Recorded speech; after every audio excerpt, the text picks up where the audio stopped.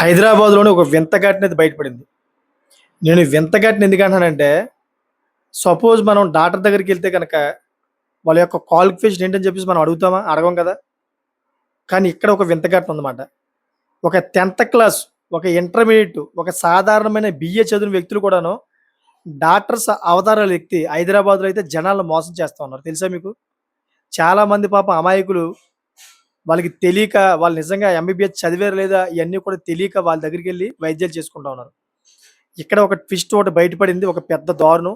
ఈ దారుణమైన సంఘటన ఏంటని మీకు చెప్తాను. ఆ తర్వాత మీకు అర్థమవుద్ది. నిజమైన డాక్టర్ ఎక్కడున్నాడు? నిజమైన డాక్టర్‌ని ఏ విధంగా మనం కనుక్కోవాలి? ఎక్కడ పడితే అక్కడికి వెళ్తే మన ప్రాణాలు పోయే పరిస్థితి ఏర్పడతదని చెప్పేసి మీకు ఒక అవగాహన ఏర్పడతదనమాట. అసలు ఏం జరిగిందనే విషయంలో ప్రతిది కూడా మీకు క్లారిటీగా చెప్తాను. మీకొక క్లారిటీ వస్తది. ఏం జరిగిందంటే హైదరాబాద్‌లోని ఎవరైతే ఈ నకిలీ డాక్టర్స్ ఉన్నారో, ఈ నకిలీ డాక్టర్స్ దందాలు బాగా పెరిగిపోయాయన్నమాట. ఎక్కడ చూసినా గాని వాళ్ళ యొక్క క్లినిక్‌లు పెరిగిపోయాయి. అంటే వాళ్ళకి ఎటువంటి లైసెన్స్ ఉండవు. అంతేకాకుండా వాళ్ళు డాక్టర్ అని చెప్పుకుంటా ఉంటారు. ఒక డాక్టర్ కోర్స్ కూడా చేయరు వాళ్ళు. అంటే ఎంబీబీఎస్. నీట్ ఎగ్జామ్ రాసి, ఆ తర్వాత ఎంబీబీఎస్ కోర్స్ చేసి, ఆ తర్వాత ఒక స్పెషల్ కోర్స్ చేసిన తర్వాత వాళ్ళు ఒక హాస్పిటల్ పెట్టి, ఒక క్లినిక్ పెట్టి వాళ్ళు వైద్యాలు చేస్తారు. అది డాక్టర్ వృత్తి అంటే. కానీ కొంతమంది ఏం చేస్తా ఉన్నారంటే, 10వ తరగతి ఇంటర్మీడియేట్ తోటే వాళ్ళు ఏదైనా ఒక హాస్పిటల్‌లోని వీళ్ళు ఒక నర్స్‌గానో, లేకపోతే ఒక అటెండర్ కిందనో వెళ్లి, ఒక 2, 3 సంవత్సరాలు వాళ్ళతో పలంగానో ఈ వర్క్ అంతా కూడా నేర్చుకున్నారన్నమాట. అంటే వాళ్ళు పని చేస్తూ. వాళ్ళకి తెలియకుండానే ఈ వర్క్ అంతా కూడా నేర్చుకొని, తర్వాత వాళ్ళు సొంతంగా అయితే ఒక క్లినిక్ పెడతా ఉన్నారన్నమాట. అమాయక ప్రజల్ని దోచుకుంటా ఉన్నారు. అమాయక ప్రజల యొక్క ప్రాణాలతో చెలగాటమాడుతా ఉన్నారు. అయితే వీళ్ళ గురించి ఒక సంచలమైన నిజాలు బయటపడ్డాయి. ఆ నిజాలేంటన్నదే ఈరోజు మనం పూర్తిగా తెలుసుకుందాం. ఎందుకంటే మీ ప్రాణాలు మీరే కాపాడుకోవాలి. మీరు 100% సమాజంలో ఏం జరుగుతుందనే విషయం మీద మీరు అవగాహన తెచ్చుకోవాలి. ఇలా అవగాహన తెచ్చుకోకపోతే గనక అడుగడుగునా మీరు మోసపోతారు. అంతేకాకుండా మీ ప్రాణాలు కూడా పోయే అవకాశం ఉంటదన్నమాట. హైదరాబాద్‌లోని అడుగడుగునా కొంతమందైతే ఈ క్లినిక్‌లు గట్టా పెట్టుకొని దందాలు గట్టా నిర్వహిస్తా ఉన్నారు. ఇటువంటి క్రమంలోనే కొంతమంది అధికారులు, ప్రభుత్వ అధికారులు ఉంటారు కదా! ఈ గవర్నమెంట్ ప్రభుత్వ అధికారులు ఈ మధ్యనే రైడ్ చేశారన్నమాట. ఇలా రైడ్ చేస్తే ఈ క్లినిక్ సెంటర్ ఎవరిదని జెప్పేసి అడిగితే, పలానా వ్యక్తి అని జెప్పేసి దాంట్లో పనిచేస్తున్నటువంటి స్టాఫ్ అందరూ చెప్పారన్నమాట. చెప్పిన తర్వాత ఆ క్లినిక్ యొక్క లైసెన్స్ ఏదని జెప్పేసి అడిగారు. లైసెన్స్ ఏదంటే లైసెన్స్ లేదు. సో, ఆ తర్వాత సరే ఈ క్లినిక్‌లోని ఎవరు డాక్టర్ ఉన్నారో ఆ డాక్టర్‌ని పిలవండి. ఆ డాక్టర్ యొక్క ఏదైతే పట్టా ఉంటుందో, వాళ్ళు చదివిన పట్టా, ఆ పట్టా చూపించండి అని జెప్పేసి ఈ అధికారులు అడిగారు. ఈ అధికారులు అడిగితే ఈ లైసెన్స్ మాట గోవింద అసలు పట్టాయే లేదు. ఆ వ్యక్తి అసలు డాక్టరే కాదు. సో, ఎప్పుడైతే డాక్టరే కాదని తెలుసుకున్నారో తన బ్యాక్‌గ్రౌండ్ మొత్తం అంతా కూడా కనుక్కుంటే, ఆ వ్యక్తి దగ్గరగా 30 సంవత్సరాల నుంచి 10వ తరగతి చదివి, ఎక్కడో ఒక వైద్యుడి దగ్గర ఈ వైద్యం అంతా నేర్చుకొని, తను సొంతంగా ఒక క్లినిక్ పెట్టి, హైదరాబాద్‌లో చాలామంది అమాయక ప్రజల యొక్క ప్రాణాలతో చెలగాటమాడుతా ఉన్నాడంట. సో, ఆ వ్యక్తి యొక్క మొత్తం క్వాలిఫికేషన్ అంతా కూడా అధికారులు చెక్ చేస్తే, ఆ వ్యక్తి 10వ తరగతి చదివాడు. అంటే అంతంత జ్ఞానంతోటే వైద్యం చేసేస్తున్నాడు. ఇంజెక్షన్‌లు చేసేస్తా ఉన్నాడు. మెడిసిన్ రాసేస్తా ఉన్నాడు. అంతేకాకుండా ఆ క్లినిక్ పక్కనే ఒక మెడికల్ షాప్ ఒకటి ఓపెన్ చేసేసాడు. ఈ క్లినిక్‌లోనే ఎవరైతే ట్రీట్‌మెంట్ గట్టా చేసుకుంటా ఉంటారో వాళ్ళు ఆ మెడికల్ షాప్‌లోనే ఈ మెడిసిన్ గట్టా తీసుకోవాలమాట. చూడండి ఎంత దర్జాగా దందా నడిపించాడు. ఇది 30 సంవత్సరాల దాకా ఎవరికీ కూడా డౌట్ రాలా. ఈ మధ్య కాలంలోని ఈ దందాలు బాగా ఎక్కువైపోవడంతోటి ప్రభుత్వమే సీరియస్‌గా తీసుకొని వీళ్ళ మీద అయితే రైడ్ చేస్తోందన్నమాట. ఒక్కొక్కళ్ళ మీద అయితే నిఘా పెడతా ఉంది. ఈ నిఘా పెట్టిన దాంట్లోని వీళ్ళందరూ కూడా దొరికారన్నమాట. ఈళ్ళు ఒకళ్ళో ఇద్దరు కాదు చాలా మంది ఉన్నారంట హైదరాబాద్‌లోని. దయచేసి ప్రజలందరూ కూడా దీన్ని గమనించాలి. గమనించి ఎవరు సరైన డాక్టరో, ఎవరు మోసగాళ్ళు అని చెప్పేసి తెలుసుకొని వెళ్ళండి. ఎందుకంటే ఒక చిన్న చితక ట్రీట్‌మెంట్ ఏదైతే ఉందో ఆ ట్రీట్‌మెంట్ ఒక్కొక్కసారి మీకు నడుస్తదన్నమాట. వాళ్ళు చేసే ట్రీట్‌మెంట్ అంతా కూడా నడుస్తది.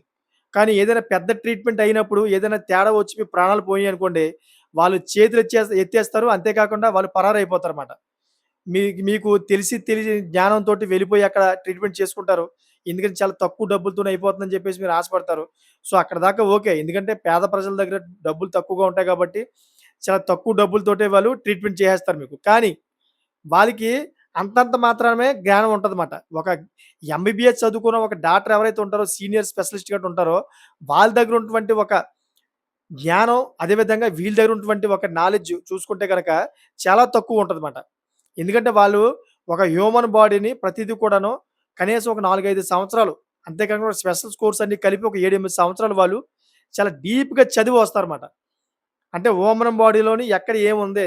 ఏది ట్రీట్‌మెంట్ చేస్తే ఏది ఎలర్ట్ అవుతదని చెప్పేసి ప్రతీదీ కూడా వాళ్ళు చదువుతారు. ఒక్కొక్క దానికి ఒక్కో ప్రోటోకాల్ ఉంటదన్నమాట. ఆ ఎంబీబీఎస్ చదివినప్పుడు ఒక్కో అంటే బిమారీకి అంటే ఒక్కో డిసీజ్‌కి ఒక్కో ప్రోటోకాల్ ఉంటదని చెప్పేసి వాళ్ళకి నేర్పిస్తారన్నమాట. ఆ ప్రోటోకాల్ ప్రకారమే డాక్టర్స్ ఎప్పుడు కూడా మీకు వైద్యం చేస్తారు. సో, ఇప్పుడు మీరు క్లినిక్ దాంట్లోకెళ్లారనుకోండి, క్లినిక్‌కి వెళ్ళినప్పుడు ఈ దొంగగా అంటే నకిలీగా డాక్టర్ గట్టా అవతారం ఎత్తి ట్రీట్మెంట్ చేస్తా ఉంటారు కదా! వీళ్ళు ఏ ప్రోటోకాల్ గట్టా పాటించరు. వాళ్ళేంటంటే డైరెక్టర్‌గా మీకు జ్వరం వచ్చిందా? అయితే పారాసిటమాల్ ఏసుకో. ఓకే. పెయిన్ కిల్లర్ నేనిప్పుడు మీకు ఇంజెక్షన్ ఇస్తున్నాను తగ్గిపోద్దంటారు. ఒక యాంటిబయోటిక్, ఒక పెయిన్ కిల్లరు ఇచ్చేస్తారు మీకు. అంతే అయిపోయిందంతే. ఒకవేళ అదృష్టవశాత్తు మీకు తగ్గిపోయిందనుకోండి ఓకే. ఒకవేళ లోపల ఇంకేదైనా పెద్ద డిసీజ్ ఉందనుకోండి, వీళ్ళిచ్చే మందుల వల్ల తగ్గుద్దా? తగ్గదు కదా! ఆ తర్వాత ఇంక వీళ్ళు ఏదైనా ప్రయోగాలు చేశారనుకోండి మీ మీద, అది ఎలా అవుద్దంటే లోపల ఉన్నటువంటి డిసీజ్ ఏదైతే ఉందో ఆ డిసీజ్ ఇంకా ముదిరిపోద్ది మీకు. ముదిరిపోయి ఆ తర్వాత మీ ప్రాణాల మీదకి వస్తదన్నమాట. అసలైన డాక్టర్ ఉన్నారనుకోండి, అసలు ఈ జ్వరం ఎందుకొచ్చిందని చెప్పేసి చాలా డీప్‌గా మీకు సెర్చ్ చేస్తాడు. ఈ వైద్యం గట్టా చేసి ఆ తర్వాత ఒక 2, 3 రోజులు అబ్జర్వ్‌లో పెడతాడు. ఆ తర్వాత నిజమైన ఏదైనా రోగం లోపల దాగుంటే గనక దాని గురించి కనుక్కొని, ఈ టెస్ట్‌లు గట్టా చేసిన తర్వాత ఇటువంటి రోగం ఉంది. మీరు 100% ఒక నెల రోజులైతే కోర్స్ చెయ్యాలి అని జెప్పేసి ఒక ప్రోటోకాల్ ప్రకారం అయితే వాళ్ళు చెప్తారన్నమాట డాక్టర్స్.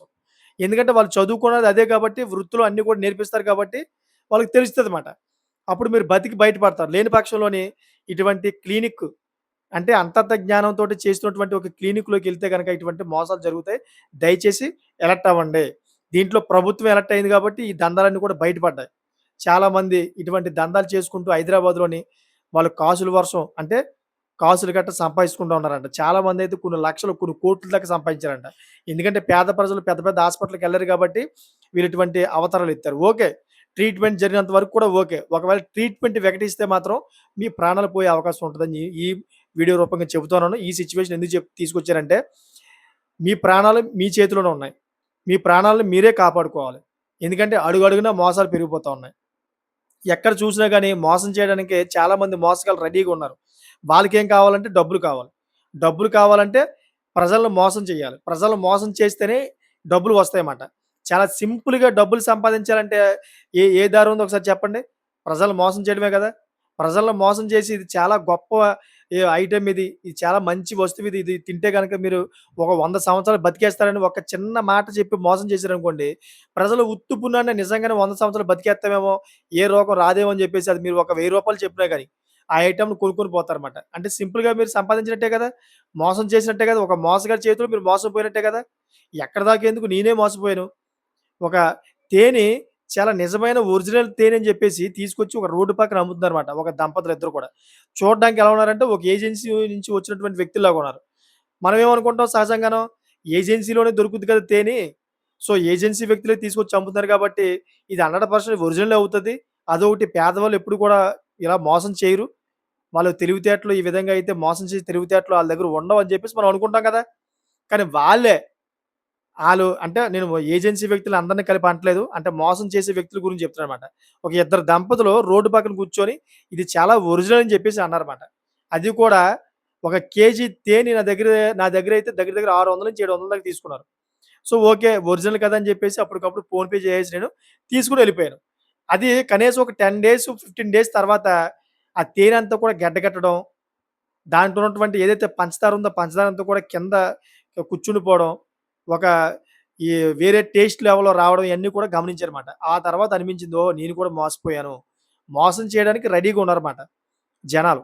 చాలామంది మోసగాళ్ళున్నారు. అందుకనే ప్రజలు అటువంటి దృష్టిలోని పడిపోవద్దని చెప్తున్నానన్నమాట. మీరు అలర్ట్‌గా ఉన్నారనుకోండి, ఇటువంటి దృష్టి నుంచి మీరు దూరంగా ఉండే అవకాశం ఉంటది.